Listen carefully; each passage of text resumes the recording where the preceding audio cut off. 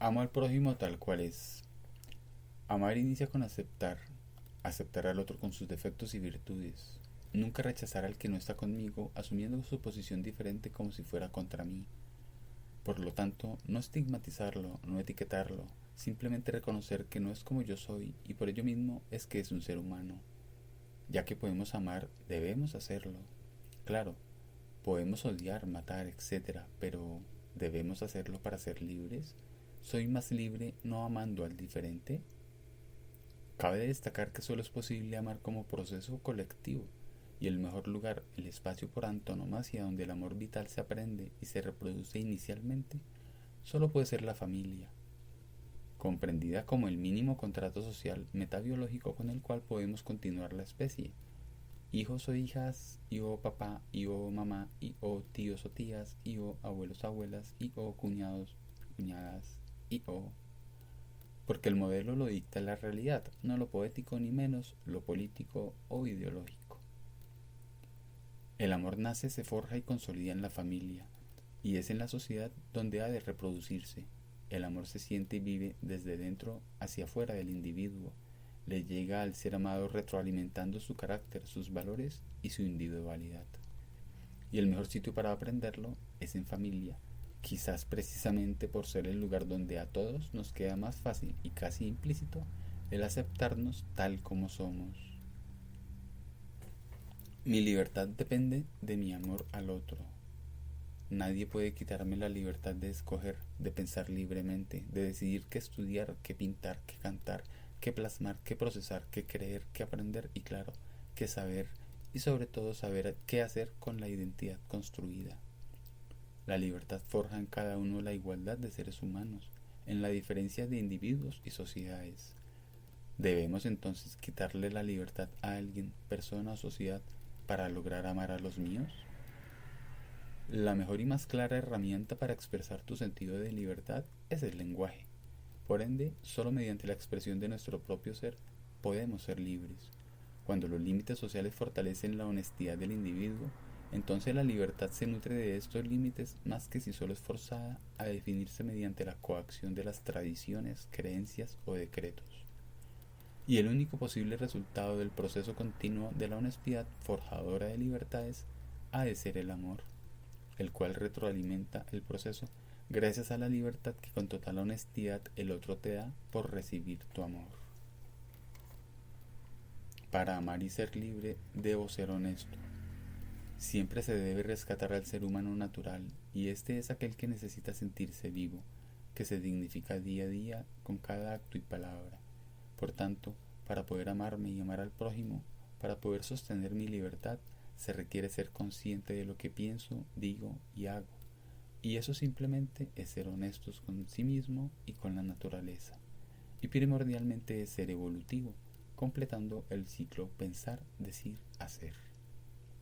La inteligencia posibilita acceder a un nivel de total honestidad, pues reconoce al otro y en últimas al mismo universo como otro diferente pero con los mismos derechos, con sus necesidades particulares aunque con el mismo objetivo de darles buena resolución. Ya para cerrar este análisis respecto del amor evolutivo como antípoda de la violencia, solo restaría concretar cómo es el complemento del amor evolutivo, la inteligencia evolutiva.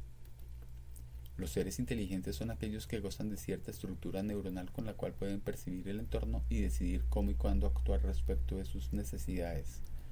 La inteligencia, entonces, se liga indiscutiblemente a las neuronas, depende de la presencia de estas y a su vez estas indefectiblemente la generan, son su causa y última función, su razón de ser.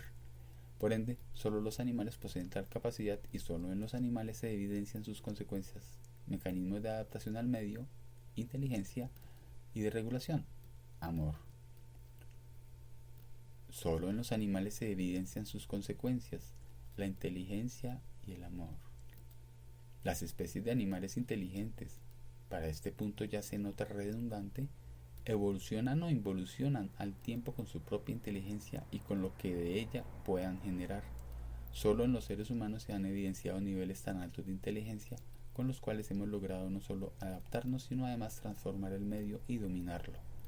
Nuestra inteligencia, como compendio de adaptaciones y transformaciones permanentes, Se vivencia en nuestras actitudes, en nuestras costumbres y decisiones, sean personales, grupales o como especie.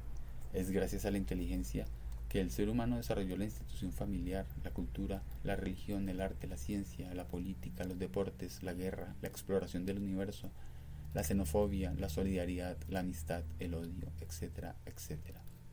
La inteligencia puede generar procesos inteligentes, pero no significa ello que sean altruistas, humanistas o naturalistas. Por el contrario, la inteligencia no aplica concepciones filosóficas ni políticas, simplemente es una creación humana utilizada como herramienta para crear, para hacer y transformar, y como toda expresión humana puede utilizarse para X o para no X. Sin embargo, hay creaciones humanas que por sus particularidades son la mejor muestra de nuestra capacidad cognitiva y creativa, y que revelan el real esfuerzo de nuestras neuronas, el crear mecanismos comunicativos tales como el lenguaje oral y escrito, y sobre todo el virtual. Gracias a estas herramientas creamos memorias auxiliares, como son los papiros, los jeroglíficos, las tallas y pinturas rupestres, la imprenta, las grabaciones de video y sonido, las calculadoras, los ordenadores y la realidad virtual. El culmen, hasta ahora por lo menos, de nuestra inteligencia es el crear una nueva inteligencia, como lo es la inteligencia artificial. Es una nueva herramienta humana que se está creando y por unos decenios lo seguiremos haciendo, y que ya da sus primeros visos en cuanto a su forma y alcances.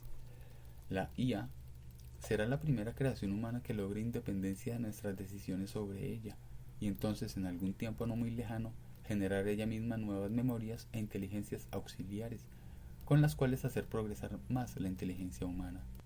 Sin embargo, la única función neuronal no es posibilitar la creación de inteligencias auxiliares. No solo en la inteligencia se puede ver el actuar de las neuronas. El amor se manifiesta cuando la inteligencia se desarrolla en alguna especie y exponencia su actuar al tiempo que la inteligencia lo hace. Es decir, el amor viene añadido a la presencia de neuronas tanto como la inteligencia. Las neuronas posibilitan vivir el amor y éste las estabiliza y las dinamiza mucho más de lo que lo haría sola la inteligencia. Entre el amor y la inteligencia con sus actos y decisiones, repotencian las neuronas, refuerzan su estructura y le dan un mayor sentido a sus funciones, agilizándolas e impidiendo que se extingan rápidamente.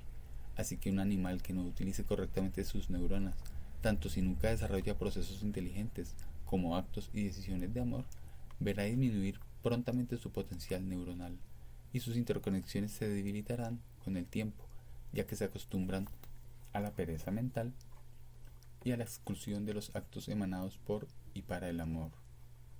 Si el individuo las mantiene en uso constante para desarrollar procesos inteligentes, podría pensarse metafóricamente que con el tiempo sus neuronas hasta se rejuvenecen, dado su alto desempeño y masificado uso.